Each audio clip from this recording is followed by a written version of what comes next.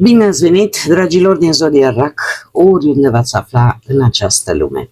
Sunt încântată să fim din nou împreună la o nouă lectură, de data aceasta pentru ce a mai rămas din această săptămână, mai precis perioada cuprinsă între 8 și 12 iulie.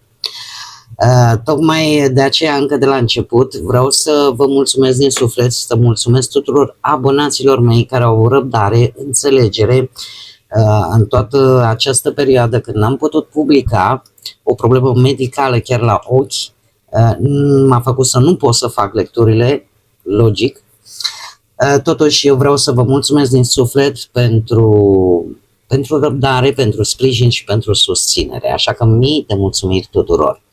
De asemenea, cei care sunteți aici pentru prima dată, eu vă urez bun venit și dacă la finalul acestei lecturi simțiți că ați rezonat sau pur și simplu v-a plăcut, nu uitați, dragilor, să vă abonați, este gratuit și în felul acesta nu veți pierde niciuna dintre lecturile mele. Așa că, dragilor, toți cei care aveți nu doar Soarele, ci și Luna, Venus sau poate Ascendentul în Zodia RAC, această lectură este de asemenea și pentru voi. Cu precizarea, desigur, că este totuși o lectură general colectivă, așa că vă rog să țineți cont de acest lucru și să luați decât ceea ce va rezona cu voi.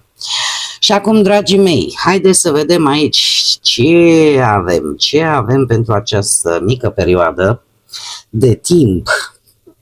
Avem pe cineva foarte determinat, pe cineva loial. Există cineva care vă acordă un suport. Un anumit suport.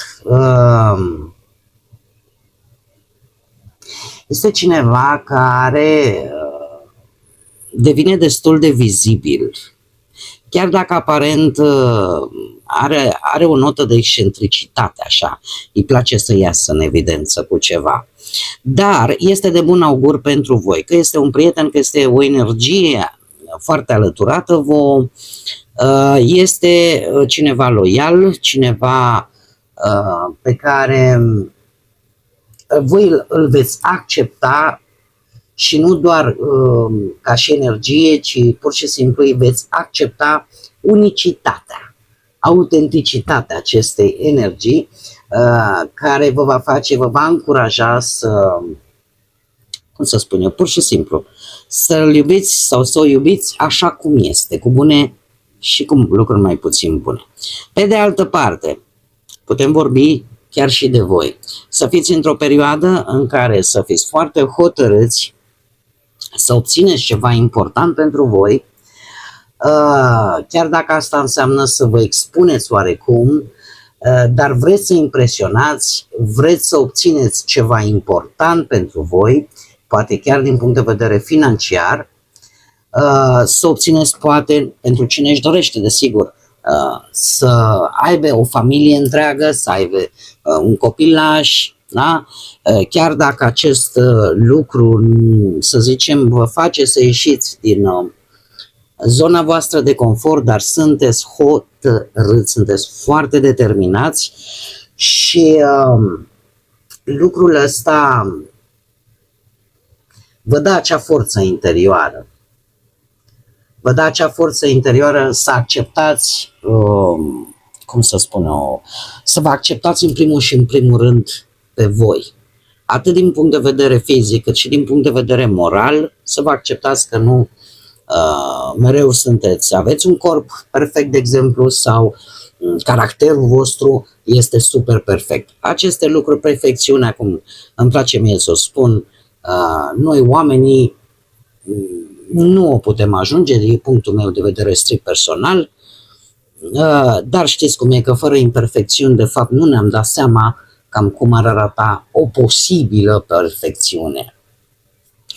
O perioadă în care, cum bine vedem, sunteți foarte hotărâți să acceptați, să fiți excentrici, să ieșiți în evidență pentru ca ceva important să vă iasă.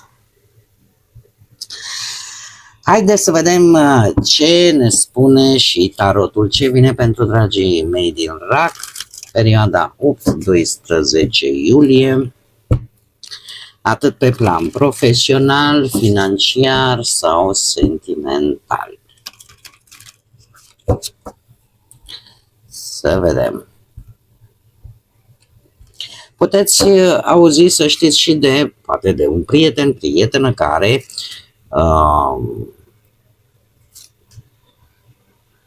are o legătură ori cu o situație financiară, ori cu, m-am mai spus, posibil cu o sarcină, cu venirea pe lumea unui copil, cu conceperea unui copil sau unui proiect, unui început de proiect și care să vă determine ca voi să intrați în acest proiect. Poate să fie și această situație.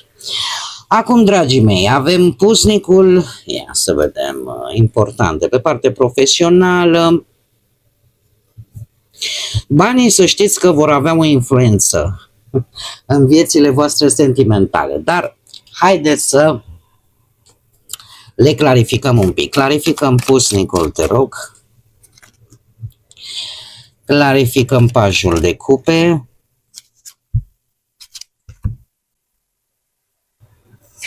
Am revenit, se pare că, nu știu, probabil din cauza căldurii se mai întâmplă să avem pene de curent. Aici unde eu mă aflu, temperaturile nu scad sub 40, foarte rar. Dar văd că a revenit curentul, sper să mă lase să îmi fac treaba. Cum spuneam, mergem mai departe să clarificăm cărțile. 7 de monede. Clarificăm, te rog, 7 de monede, foarte multe. Clarificăm 7 de monede pentru dragii mei din RAC.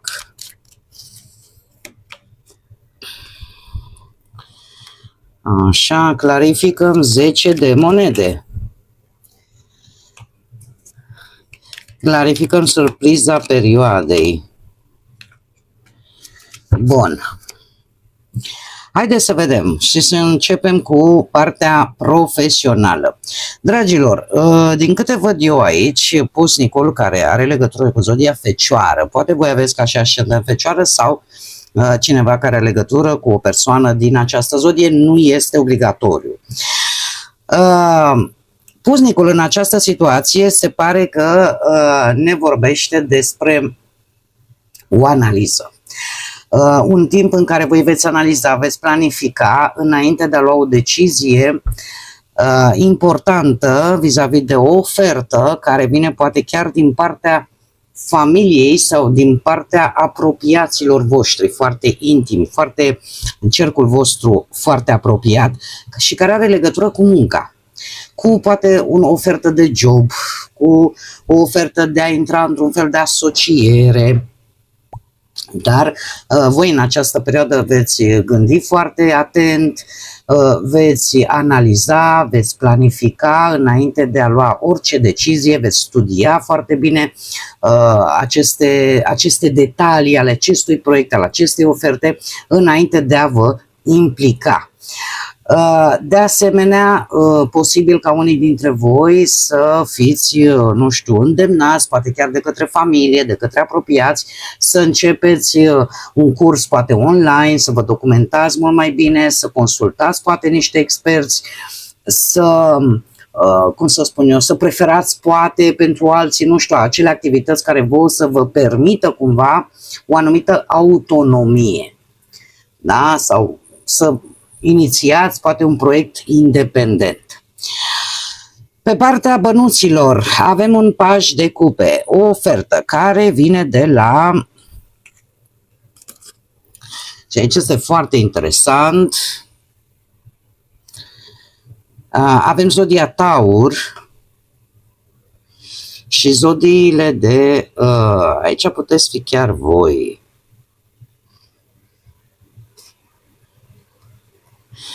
Dragii mei, pe partea de bani, aici e o asociere, o colaborare. O colaborare,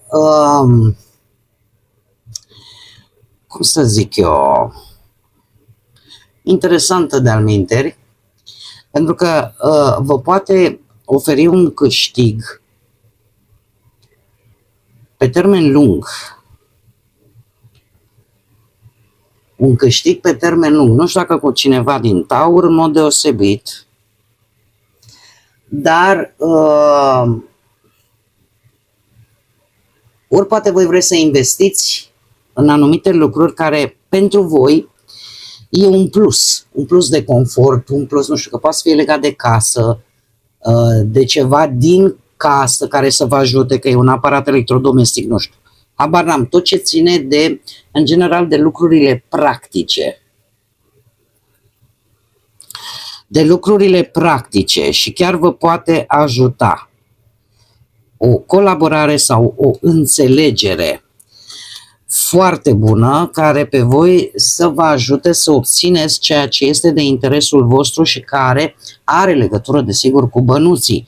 Pajul de cupe în această situație îmi vorbește de e ceva de suflet, e un proiect emoțional pentru voi. Ori că vreți voi, cum am văzut bine, aveți tendința de a fi un pic autonomi, un pic independenți. Poate că unii dintre voi s-au gândit să exploreze, nu știu, o nouă idee, noi surse de venit legate de ceva ce voi puteți crea. Tocmai de aceea este un proiect emoțional, pentru că puteți face produse handmade, da? Făcute cu mâna, și să încercați să le vindeți, să primiți această ofertă. Uite, avem nevoie de, nu știu, dau un exemplu, vă ocupați, faceți, de exemplu, brățări. Am dat un exemplu, dar nu e obligatoriu. Ceva făcut de mână sau ceva ce voi ați creat și care este ca un proiect de suflet, de unde voi puteți să scoateți bănuți. Da? Pe de altă parte, nu toată lumea se apucă să facă aceste produse, putem vorbi de, poate chiar de un cadou. Un cadou în bănuți. O surpriză neașteptată. O recompensă financiară care vine în viața voastră și care vă poate ajuta să, cum să zic eu, să reușiți ceva ce vă lipsește, ceea ce voi vă doriți. Dacă vorbim de partea relațională, cei care vă aflați într-un cuplu, avem un 7 de monede, de unde provine de la un 10 de bâte, dragilor. Voi sunteți într-o așteptare destul de îndelungată. De ce? Pentru că ați traversat o perioadă cu acest 10 de bâte în care ați cam dus mai mult decât trebuia din relația voastră. Relația voastră a fost, la un moment dat s-a simțit o anumită presiune, s-a simțit faptul că responsabilitatea crește și se pune totul pe umerii voștri, că trebuie să gestionați poate niște probleme în familie, dar cam singurei. Adică cumva lucrurile și responsabilitățile în cuplul vostru nu se împărțeau, să zicem așa, în mod echitabil, în mod egal pentru fiecare. Voi ați acceptat poate prea multe sarcini, tocmai pentru a menține această armonie în cuplu. Doar că știți cum e cu răbdarea. Sunteți încă într-o fază în care așteptați să vedeți rezultate, așteptați să vedeți dacă chiar s-a meritat acest lucru. Șaptele de monede îmi vorbește de o etapă de evaluare în care voi posibil să vă gândiți cam încotro merge relația voastră, să vedeți dacă se mai pot face planuri pe termen lung sau dacă este momentul în care lucrurile trebuie schimbate, poate radical. Vreți să vedeți exact dacă a meritat sacrificiul, efortul vostru. E, să zic așa, un moment de gândire mult mai profundă. Ceva, cumva așa, mici schimbări au apărut în relație, dar încă nu sunteți pe deplin convinși că va da rezultate pe termen lung sau nu. Cei care vă aflați singurei, voi, dragilor, avem aici, nu știu dacă zodia Gemeni vă spune ceva, nu e obligatoriu, dar ce pot eu să vă spun este că avem un 10 de monede. Un 10 de monede, mai ales provenit de la magicianul. Asta îmi spune că voi ați inițiat, să zicem așa, tot felul de întâlniri pentru a cunoaște oameni noi, pentru ați acționat, să zicem, destul de concret vis-a-vis de un eveniment, poate la un anumit curs, și v-ați folosit abilitățile pentru a atrage pe cineva pe care voi îl considerați compatibil cu voi. Adică pur și simplu ați arătat ce puteți face, ce valori aveți voi, lucru care va duce acest 10 de monede.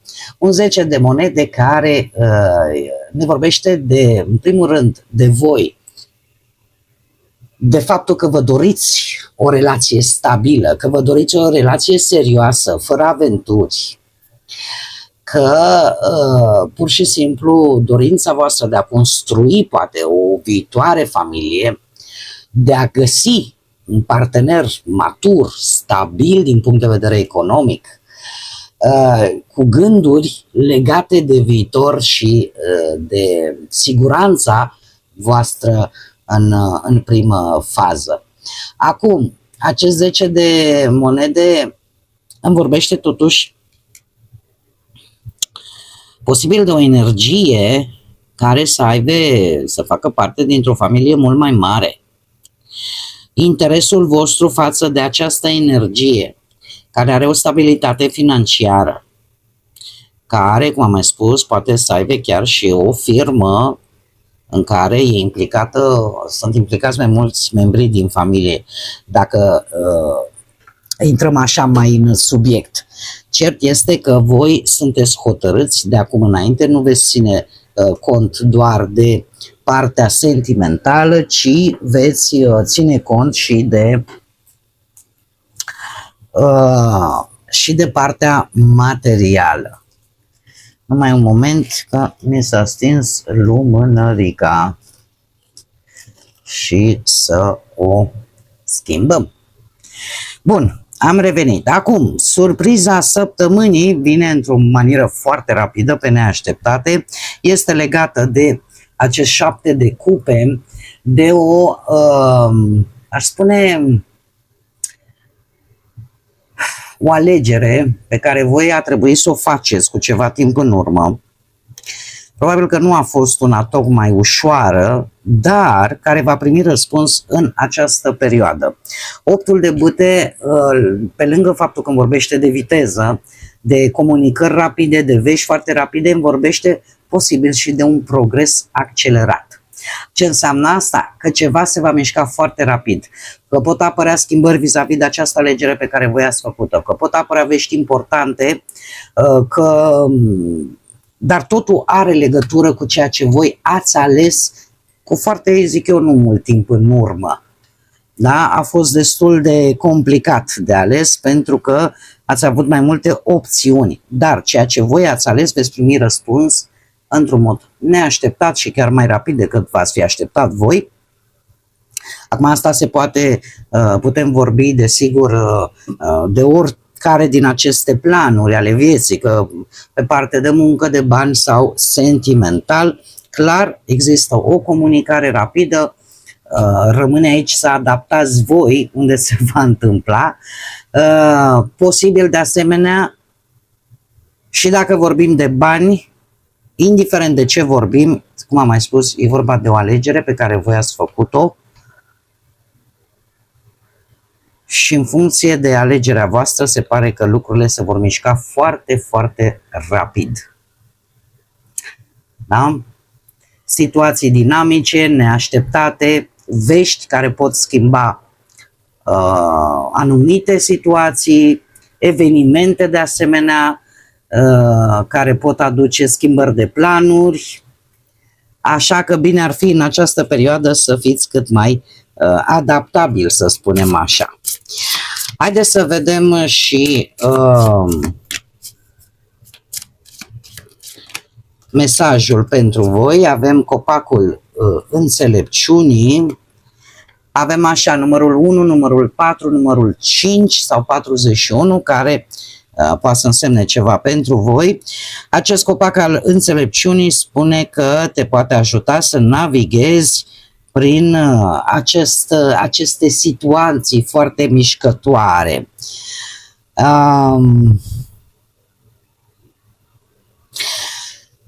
Aș spune mai degrabă, știți cum e, că înțelepciunea nu vine doar din experiențele prin care le trăim. Este unul din factori. Al doilea factor, la fel de important pentru a avea această înțelepciune pe deplin, este cunoașterea, informația. Așa că în această perioadă e bine că vă bazați pe experiențele din trecut, dar și mai important este de a căuta, așa cum bine vedem și cu pusnicul aici, a căuta informații, a privi mult mai atent și mult mai în detaliu situațiile cu care vă veți confrunta, mai ales dat fiind că lucrurile se pare că vă vor lua un pic prin surprindere. Așa că folosiți-vă înțelepciunea din ambele direcții, atât din experiențele voastre, dar și din aflarea acelor informații care ar putea să vă ajute. Bun, dragii mei, cam aceasta a fost lectura pentru voi. Încă o dată mii de mulțumiri pentru răbdare, pentru atenția voastră și până data viitoare, când cu siguranță ne vom revedea la o nouă lectură, nu uitați, suflete frumoase, să gândiți înalt, să zburați înalt și, desigur, lăsați ca pacea, liniștea, credința și iubirea să vă însoțească la fiecare pas.